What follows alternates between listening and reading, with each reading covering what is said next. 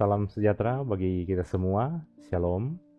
Saudara-saudara, marilah kita mengikuti gerakan membaca Alkitab di hari yang ke-99.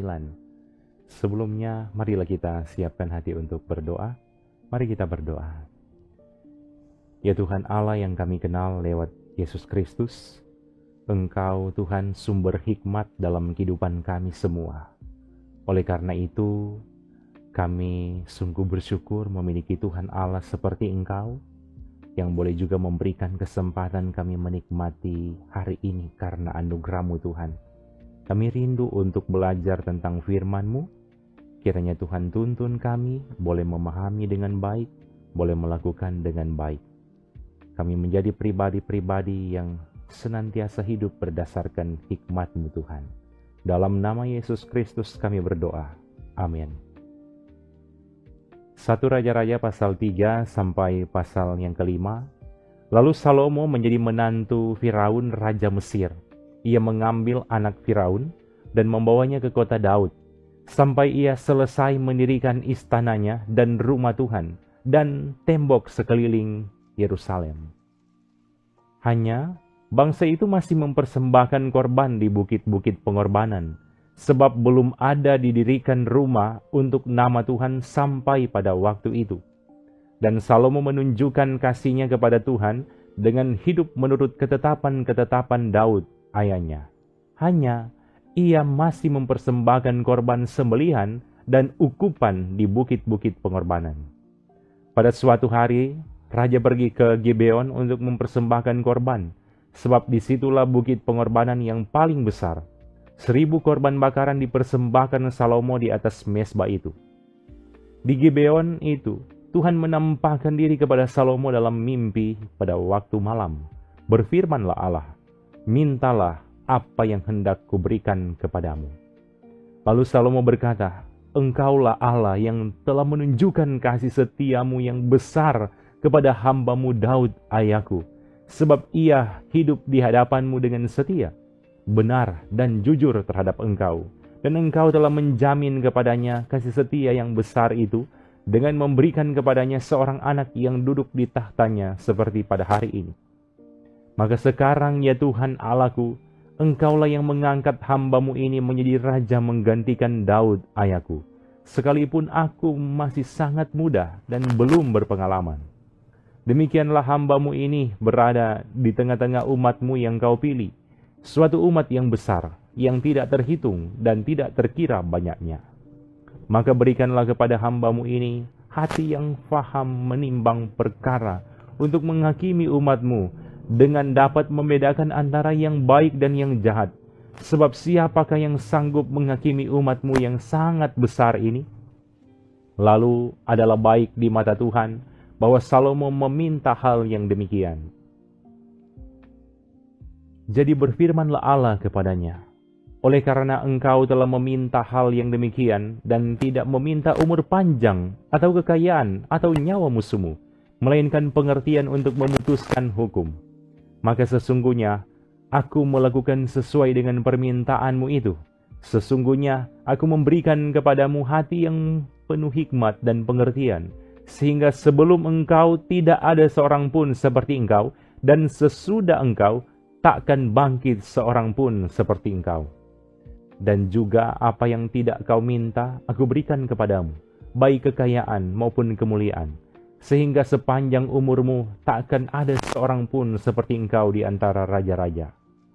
Dan jika engkau hidup menurut jalan yang kutunjukkan, dan tetap mengikuti segala ketetapan dan perintahku, sama seperti ayahmu Daud, maka aku akan memperpanjang umurmu.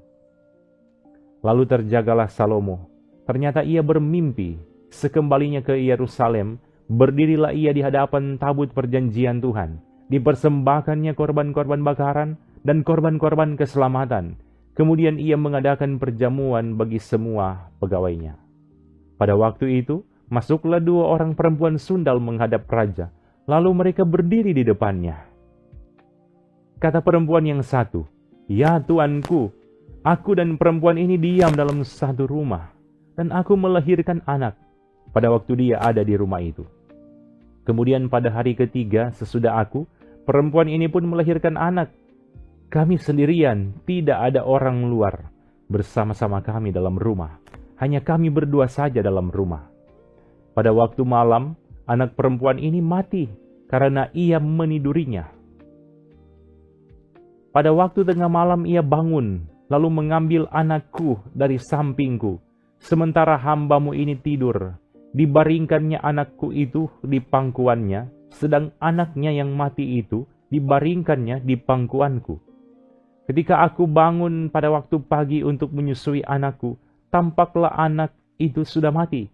Tetapi ketika aku mengamat-amati pada waktu pagi itu, tampaklah bukan dia anak yang kulahirkan. Kata perempuan yang lain itu, bukan, anakkulah yang hidup dan anakmulah yang mati. Tetapi perempuan yang pertama berkata pula, bukan, anakmulah yang mati dan anakkulah yang hidup. Begitulah mereka bertengkar di depan raja. Lalu berkatalah raja, yang seorang berkata, anakkulah yang hidup ini dan anakmulah yang mati. Yang lain berkata, bukan, anakmulah yang mati dan anakkulah yang hidup. Sesudah itu raja berkata, ambilkan aku pedang, lalu dibawalah pedang ke depan raja. Kata raja, penggalah anak yang hidup itu menjadi dua, dan berikanlah setengah kepada yang satu, dan yang setengah lagi kepada yang lain. Maka kata perempuan yang empunya anak yang hidup itu kepada raja, sebab timbullah belas kasihannya terhadap anaknya itu, katanya, ya tuanku, berikanlah kepadanya bayi yang hidup itu, jangan sekali-kali membunuh dia. Tetapi yang lain itu berkata, supaya jangan untukku ataupun untukmu, penggalah. Tetapi raja menjawab katanya, berikanlah kepadanya bayi yang hidup itu, jangan sekali-kali membunuh dia, dia itulah ibunya. Ketika seluruh orang Israel mendengar keputusan hukum yang diberikan raja, maka takutlah mereka kepada raja, sebab mereka melihat bahwa hikmat daripada Allah ada dalam hatinya untuk melakukan keadilan. Maka Salomo menjadi raja atas seluruh Israel. Inilah para pembesarnya. Asaria bin Sadok menjadi imam. Elihoref dan Ahia, anak-anak Sisa, menjadi panitera negara. Yosafat bin Ahilud menjadi bendahara negara. Benaya bin Yoyada menjadi panglima. Sadok dan Abiatar menjadi imam. Asaria bin Nathan mengawasi para kepala daerah. Sabut bin Nathan, seorang imam, menjadi sahabat raja. Ahisar menjadi kepala istana. Adoniram bin Abda menjadi kepala rodi. Salomo mempunyai 12 orang kepala daerah atas seluruh Israel yang harus menjamin makanan raja dan seisi istananya. Adalah tanggungan tiap-tiap kepala daerah untuk menjamin makanan selama sebulan dalam setahun. Inilah nama-nama mereka: Ben-Hur di pegunungan Efraim, Ben-Deker di Makas, di Saalbim, di Bet-Semes, dan di Elon Bet-Hanan. Ben-Hesed di Arubot, wilayahnya ialah Soko dan seluruh tanah Hefer. Bin Abinadab memegang seluruh tanah Bukit Dor, dan Tafat binti Salomo menjadi istrinya. Baana bin Ahilud memegang Taanak, Megido, dan seluruh Bet-Sean yang di sebelah Sartan, di sebelah hilir Yisrael, dari Bet-Sean sampai Abel Mehola, sampai ke seberang Yokmeam. Selanjutnya Ben-Geber di Ramot Gilead, wilayahnya ialah Hawot Yair, yang di Gilead. Yair ialah anak Manasya. Juga wilayah Argob yang di Basan dipegangnya, 60 kota besar, berpagar tembok dan berpalang pintu tembaga. Ahinadab bin Ido memegang Mahanaim. Selanjutnya Ahimahas di Naftali, ia juga mengambil seorang anak Salomo menjadi istrinya, yakni Basmat. Selanjutnya Baana bin Husai di Asyer dan di Alot. Lalu Yosafat bin Paruah di Isakar, dan Simei bin Ela di Benyamin. Geber bin Uri di tanah Gilead memegang tanah Sihon, raja orang Amori, dan tanah Ok, raja Basan, dan dialah satu-satunya kepala daerah yang ada di tanah itu. Orang Yehuda dan orang Israel jumlahnya seperti pasir di tepi laut. Mereka makan dan minum serta bersukaria. Maka Salomo berkuasa atas segala kerajaan, mulai dari sungai Efrat sampai negeri orang Filistin, dan sampai ke tapal batas Mesir. Mereka menyampaikan upeti dan tetap takluk kepada Salomo seumur hidupnya. Adapun persediaan makanan yang diperlukan Salomo untuk sehari ialah 30 kor tepung yang terbaik dan 60 kor tepung biasa. 10 ekor lembu gemukan dan 20 lembu gembalaan dan 100 ekor domba. Belum terhitung rusa, kijang, rusa dandi, dan gangsa piaraan. Sebab ia berkuasa atas seluruh tanah di sebelah sini sungai Efrat, mulai dari Tifsa sampai ke Gaza, dan atas semua raja di sebelah sini sungai Efrat. Ia dikaruniai damai di seluruh negerinya. Sehingga orang Yehuda dan orang Israel diam dengan tentram, masing-masing di bawah pohon anggur dan pohon aranya. Dari Dan sampai Berseba seumur hidup Salomo. Lagi pula Salomo mempunyai kuda, 40.000 kandang untuk kereta-keretanya, dan 12.000 orang berkuda. Dan para kepala daerah itu menjamin makanan Raja Salomo, serta semua orang yang ikut makan dari meja Raja Salomo. Mereka membawanya masing-masing dalam bulan gilirannya, dengan tidak mengurangi sesuatu apapun. Jelai dan jerami untuk kuda-kuda biasa, dan kuda-kuda teji dibawa mereka ke tempat yang semestinya, masing-masing menurut tanggungannya. Dan Allah memberikan kepada Salomo hikmat dan pengertian yang amat besar, serta akal yang luas seperti dataran pasir di tepi laut. Sehingga hikmat Salomo melebihi hikmat segala Bani Timur dan melebihi segala hikmat orang Mesir. Ia lebih bijaksana daripada semua orang, daripada Etan, orang Esrahi itu, dan daripada Heman, Kalkol, dan Darda, anak-anak Mahol. Sebab itu ia mendapat nama di antara segala bangsa sekelilingnya. Ia menggubah 3.000 amsal, dan nyanyiannya ada 1.005. Ia bersajak tentang pohon-pohonan, dari pohon aras yang di gunung Libanon, sampai kepada hisop yang tumbuh pada dinding batu. Ia berbicara juga tentang hewan, dan tentang burung-burung, dan tentang binatang melata, dan tentang ikan-ikan. Maka datanglah orang dari segala bangsa mendengarkan hikmat Salomo, dan ia menerima upeti dari semua raja-raja di bumi, yang telah mendengar tentang hikmatnya itu. Hiram, Raja Tirus, mengutus pegawai-pegawainya kepada Salomo, karena didengarnya bahwa Salomo telah diurapi menjadi raja menggantikan ayahnya, sebab Hiram senantiasa bersahabat dengan Daud.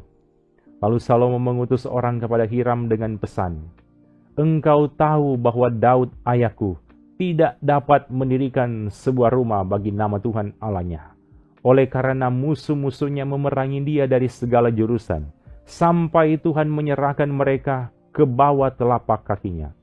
Tetapi sekarang Tuhan Allahku telah mengaruniakan keamanan kepadaku di mana-mana. Tidak ada lagi lawan dan tidak ada lagi malapetaka menimpa. Dan ketahuilah, aku berpikir-pikir hendak mendirikan sebuah rumah bagi nama Tuhan Allahku, seperti yang dijanjikan Tuhan kepada Daud ayahku demikian. Anakmu yang hendak kududukan nanti di atas tahtamu menggantikan engkau. Dialah yang akan mendirikan rumah itu bagi namaku. Oleh sebab itu, perintahkanlah orang menebang bagiku pohon-pohon aras dari gunung Libanon, dan biarlah hamba-hambaku membantu hamba-hambamu, dan upah hamba-hambamu akan kubayar. Kepadamu seberapa juga kau minta, sebab engkau tahu bahwa di antara kami tidak ada seorang pun yang pandai menebang pohon sama seperti orang Sidon." Maka segera sesudah Hiram mendengar pesan dari Salomo itu, ia sangat bersuka cita serta berkata, "Terpujilah Tuhan pada hari ini, karena ia telah memberikan kepada Daud seorang anak yang bijaksana untuk mengepalai bangsa yang besar ini." Lalu Hiram mengutus orang kepada Salomo mengatakan, "Aku telah mendengar pesan yang kau suruh sampaikan kepadaku tentang kayu aras dan kayu sanobar. Aku akan melakukan segala yang kau kehendaki. Hamba-hambaku akan membawanya turun dari gunung Libanon ke laut, dan aku akan mengikatnya menjadi rakit-rakit di laut, untuk dibawa sampai ke tempat yang akan kau tunjukkan kepadaku. Kemudian akan kusuruh bongkar semuanya di sana, sehingga engkau dapat mengangkutnya. Sementara itu, engkau hendaknya menyediakan makanan bagi seisi istanaku, seberapa yang ku kehendaki. Demikianlah Hiram memberikan kayu alas dan kayu sanobar kepada Salomo, seberapa yang dikehendakinya. Lalu Salomo memberikan kepada Hiram 20.000 kor gandum, bahan makanan bagi seisi istananya, dan 20 kor minyak tumbuk. Demikianlah diberikan Salomo kepada Hiram tahun demi tahun. Dan Tuhan memberikan hikmat kepada Salomo seperti yang dijanjikannya kepadanya. Maka damai pun ada antara Hiram dan Salomo. Lalu mereka berdua mengadakan perjanjian. Raja Salomo mengerahkan orang Rodi dari antara seluruh Israel. Maka orang Rodi itu ada 30.000 orang. Ia menyuruh mereka ke gunung Libanon. 10.000 orang dalam sebulan berganti-ganti. Selama sebulan mereka ada di Libanon, selama 2 bulan di rumah. Adoniram menjadi kepala Rodi. Lagi pula Salomo mempunyai 70.000 kuli dan 80.000 tukang pahat di pegunungan. Belum terhitung para mandur kepala Salomo yang mengepalai pekerjaan itu, yakni 3.300 orang banyaknya, yang mengawasi rakyat yang mengerjakan pekerjaan itu. Dan raja memerintahkan supaya mereka melinggis batu yang besar, batu yang mahal-mahal, untuk membuat dasar rumah itu dari batu pahat. Maka tukang-tukang Salomo dan tukang-tukang Hiram, serta orang-orang Gebal, memahat dan menyediakan kayu dan batu untuk mendirikan rumah itu. Demikian firman Tuhan di hari ini. Marilah kita berdoa. Ya Tuhan Allah, kami sungguh bersyukur kepadamu karena boleh diberikan kesempatan belajar tentang firman-Mu. Biar lewat firman di hari ini, boleh kami pahami dengan baik dan yang paling utama boleh kami lakukan dengan baik.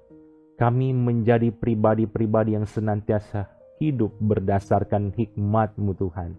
Ketika kami beraktivitas, kami studi, kami bekerja, kami melaksanakan pelayanan, kami boleh melaksanakannya sesuai dengan hikmat yang berasal dari Tuhan. Supaya apa yang kami lakukan boleh berkenan di hadapan-Mu Tuhan. Kiranya Tuhan berkati semua anggota jemaat yang setia mengikuti pelayanan di saat ini, yaitu gerakan membaca Alkitab. Tuhan berkatilah mereka bersama dengan keluarga masing-masing. Terpujilah nama-Mu Tuhan. Ini doa permohonan kami. Dalam nama Yesus Kristus, Juru Selamat kami yang hidup. Amin. Demikian gerakan membaca Alkitab di hari ini. Tuhan Yesus memberkati kita semua bersama keluarga kita masing-masing. Shalom.